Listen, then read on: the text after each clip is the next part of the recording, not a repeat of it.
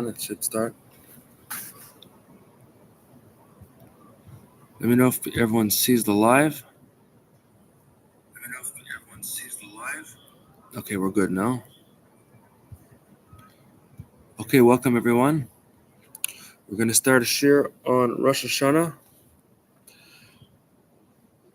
We're going to start with a story.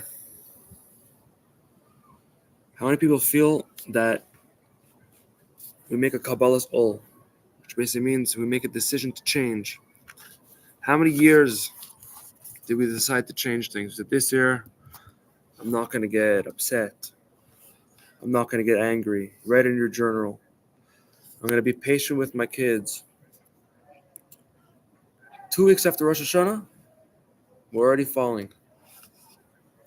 So why even bother if we're just going to fall back really soon? Which means every time a new Rosh HaShana Shiur comes out, what are we excited about?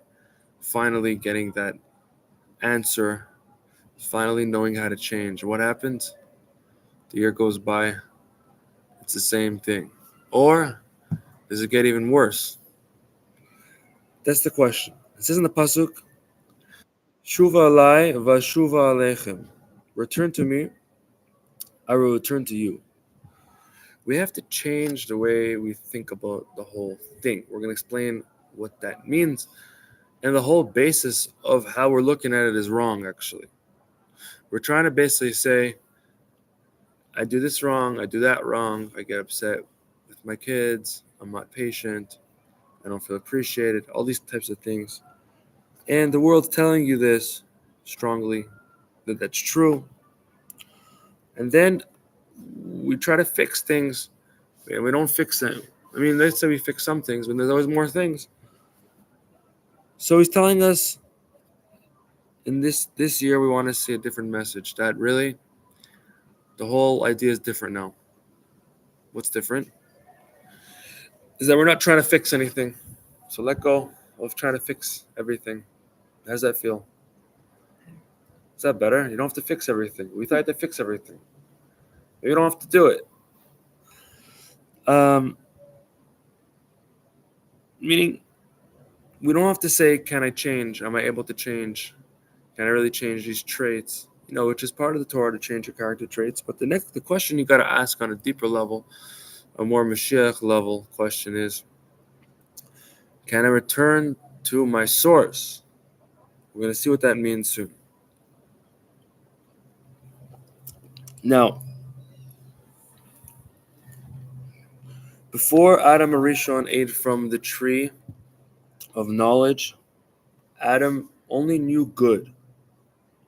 Evil was not part of Adam's existence. And what does that mean? What does it mean Adam only knew good? That Hashem says his nature is to want to do good because he is good. He's the ultimate good. Adam Arishon was able to appreciate this. And he was able to have a full-on experience of Hashem in the fullest extent. What does it mean? When we learn inside in Chassidus, it explains basically what that looks like on an intellectual level. It explains what it means to be alive spiritually, to be connected to God, to have dveikus, right? We have all these books that talk about it constantly. And we think, why does it have to talk about it all the time? Don't we get the point? And the answer is no. We have to drill into our heads what it actually looks like to be in a state of perfection, because it's not what we think it is. We think state of perfection is one thing, having all the things we need, having no problems. That's all basically from the perspective of the Nefesh Bahamis. And it's not the true perspective, because that in itself is a result of fixing the inner parts of who you are, which is basically coming to the ultimate consciousness of knowing good, which is knowing God. Now, what happened was the snake came, and the snake said, I'll tell you why Hashem doesn't want you to eat from the tree. The reason is because he doesn't want you to be like him. And what way can Adam be like Hashem? Well, in a lot of ways. How do we know that? Because it says that the angels bowed down to Adam Rishon because they thought he was God. He was on such a high level that they thought he was Hashem. What was the snake telling him? The snake is a person's Yetzer Hara. And the Yetzer Hara works in very deep ways inside of a person. It tells you something really good. Oh, you should do this because of this. And it sounds really godly and good. But what do we see about it? Is that it's not fully true. And there's a little snake that comes in and it tricks the person. So what happens? The first thing the snake did was telling Adam, the reason why God doesn't want you to eat from the tree is because he doesn't want you to be like him. What does it mean to be like him? What does it mean to be like him? It means to know good and bad.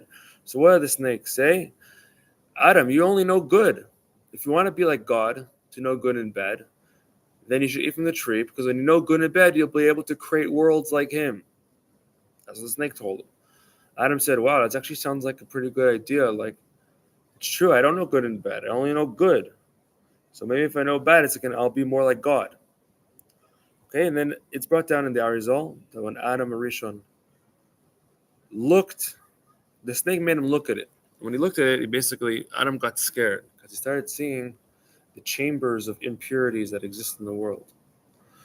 And he nonetheless got pushed into it. They ate from the tree. Once they ate from the tree, what happened is that he now knew good and bad. He became like God. No, he didn't become like God. Why not? The reason is because when God knows good and bad, it doesn't go inside of him, so to speak. But when we know good and bad, it becomes part of us. That means our whole world and whole inner being shifted. Everything completely shifted.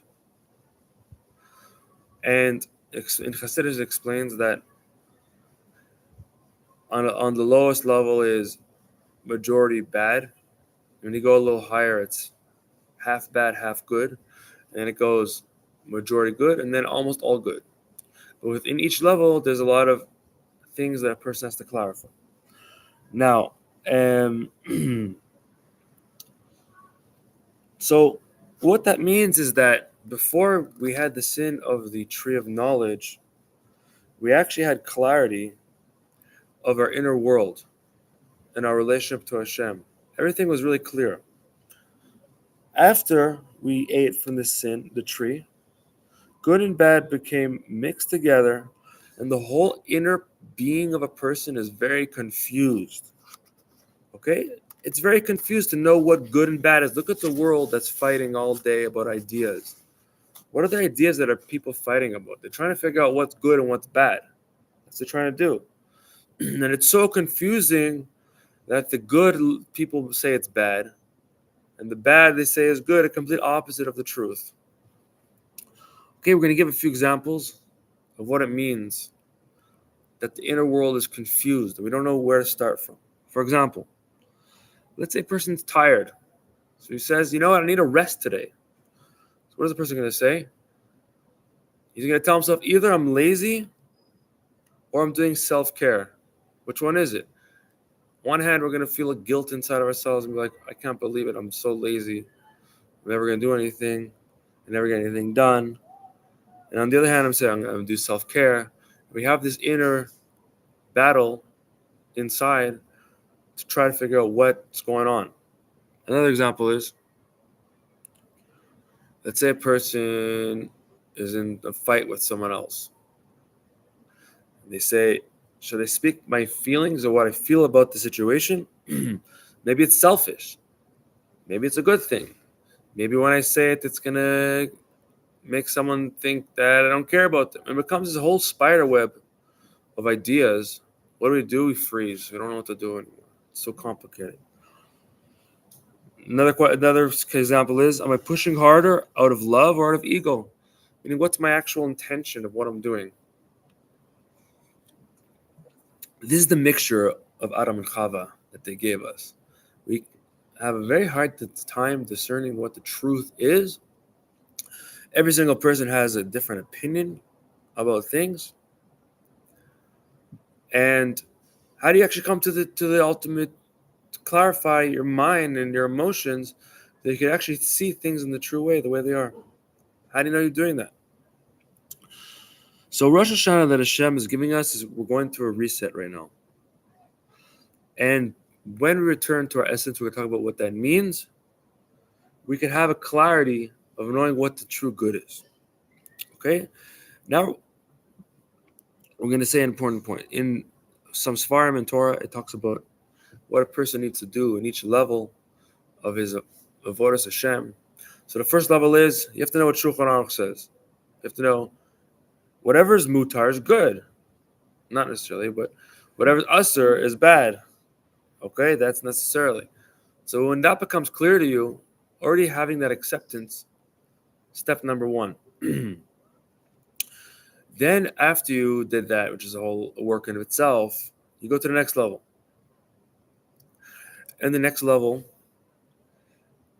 you have to think about more existential ideas. For example, what kind of music should I listen to? What kind of thoughts should I have? What kind of beliefs should I have that are in line with the truth? Who do I receive advice from? What's kosher ideas? What are not kosher ideas? What kind of music should I listen to? What kind of clothes should I wear? All these questions come into play to know how to get from level to level until a person's able to actually break through. And all of these things really matter. Okay, so now we're going to talk about how to actually reach this type of essence. So now, if you go on YouTube and other social media, and you search the popular videos, even videos of rabbis, what is the bottom line of what everyone's talking about now? Basically, everyone's talking about psychology. Even if you're a rabbi, you're talking about psychology. The question is, it's really good, and it's giving us a lot of insight. It's helpful. I could see my masks. I could see where I'm lying to myself. I could see where I'm tricking myself. I could see my motivations for things, how my brain works, all these things. What's the Torah telling you? What's the chiddush of the Torah? We know it says in the Torah that the goyim have wisdom. But if we say that the goyim have Torah, we don't believe them. Why not? How come they can't have Torah? And what's the Torah telling us beyond what psychology is telling us? We all heard it all in a certain degree, even though it's still helpful. We can still learn and work through things. But we heard it before, and it's actually becoming now very mainstream. The question is, what's next? Okay? So, right, we have the story of Adam and Chava. Adam ate from the tree, and then God said, "Where are you?" And he was hiding. Why was he hiding? Because of shame. He felt shame. And the shame that he felt is that, look, I did something wrong before Hashem. And he had to do tshuva, and he basically was expelled from the Garden of Eden, or the Garden of Eden was expelled from him. Either one is a probable story, which means you can learn them both ways. Now, so what is psychology telling you? You have to work with your emotions, your traumas, your triggers, and your masks. All stuff's really good, right? Question is, what's the Torah telling us that's deeper? What's deeper in the Torah? So the Torah basically, it says in the Gemara, Yetzirah, barati lo Torah tavlin. I created Yetzirah and I created the Torah as its antidote, which basically means the Torah should have everything you need to fix everything. Now, when you look in the books, you open up Chassidus, open up Zohar, it doesn't talk about the stuff necessarily. Some people try to make it talk about it. They try to say how it's talking about it. But if you learn Chassidus, it doesn't really say that stuff. So what is it actually telling you? So it says, what does it mean when the goyim have wisdom? We believe them. When they say have Torah, they don't believe them. What does it actually mean? is that we actually have the ability to connect to the source of the whole thing. What is the source of all? That's triggers. That's childhood trauma. It's that it's you're a kid, your parents yelled at you when you're a kid, and now you're growing up like this. That's it. What's more than that? So we have to talk about what the Torah is and how it helps us heal in the root. So, for example, let's say a woman comes home, she's very overwhelmed, right? The house is a mess. Kids are going crazy. They're half dressed, half sleeping, half up, half eating dinner, half watching videos, half reading books, half drawing on the floor, half making pictures on the walls. What do you feel in that moment? What do you feel in that moment when that happens? Losing your mind. What is it? What does psychology take? It trace it back. You feel a certain emotion. Maybe you're trying to go for perfectionism. And perfectionism is a direct result of what happened in your childhood, when you couldn't control things, and now you want to control things. So therefore, it's perfectionism. And then you understand that about yourself, and it feels really good because you finally understood how to understand yourself. Now, the question is, what does the Torah tell you? It says something different. Now, it's a very interesting important point.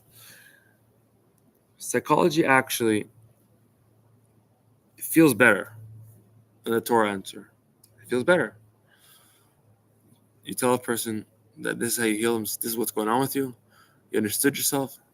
Your animal soul feels really good now that you understood that. What does the Torah say? You have to reconnect to your truth, and you are a portion of Hashem, which basically means when you look at the perspective that you are actually one piece of Hashem himself, then there's no such thing as overwhelm. It doesn't have its life on its own. Therefore, when you reconnect to that point, everything else just dissolves automatically. How do you do that? Okay? Now, a point to be made is that it's not either or. Torah lifts us above nature, and the psychology can help clear the branches. Okay, so now there's an important mimer that was said about Rosh Hashanah related to this Indian. Hashem, the whole year, invests himself into the world.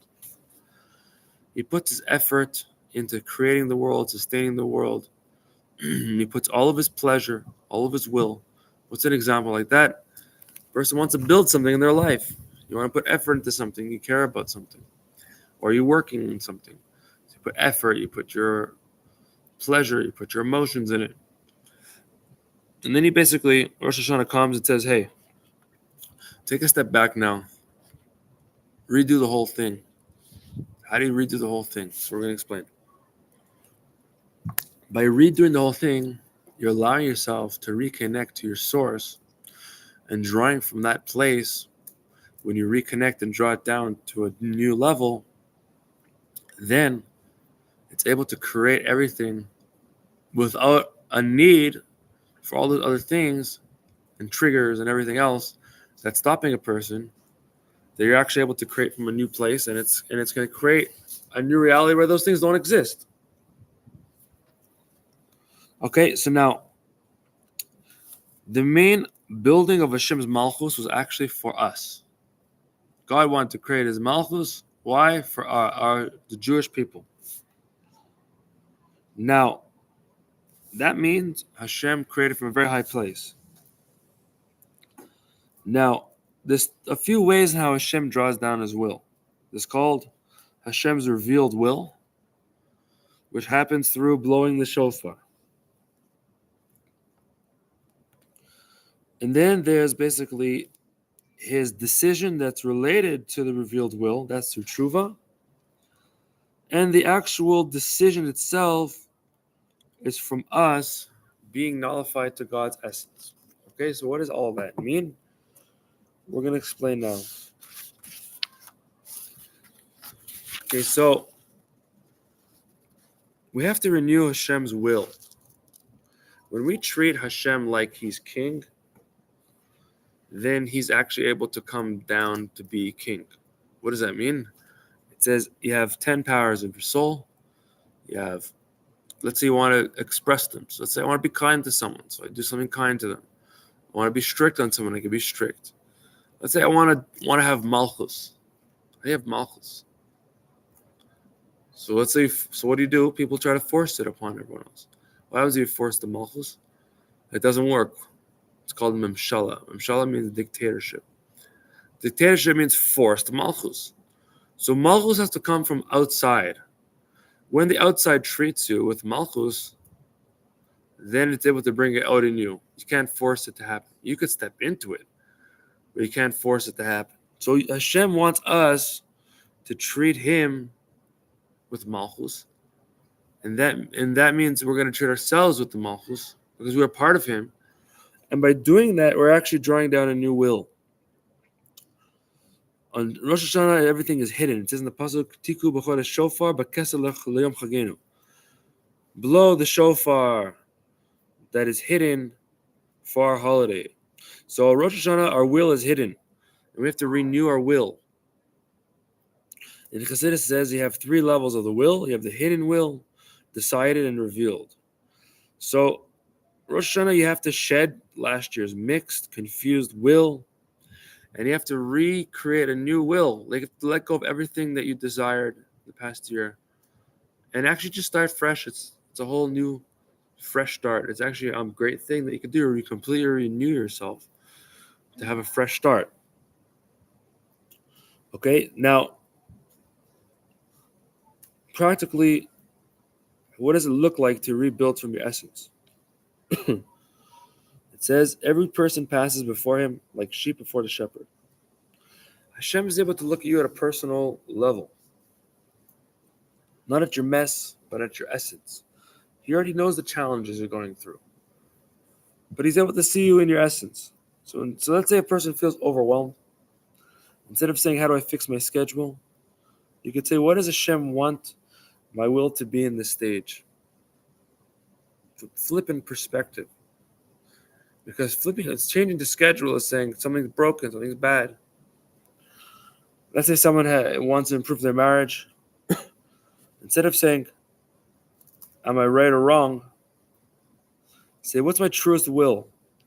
Is it to win or is it to bring light into the relationship? Let's say my self-image isn't good. Instead of fixing endless flaws,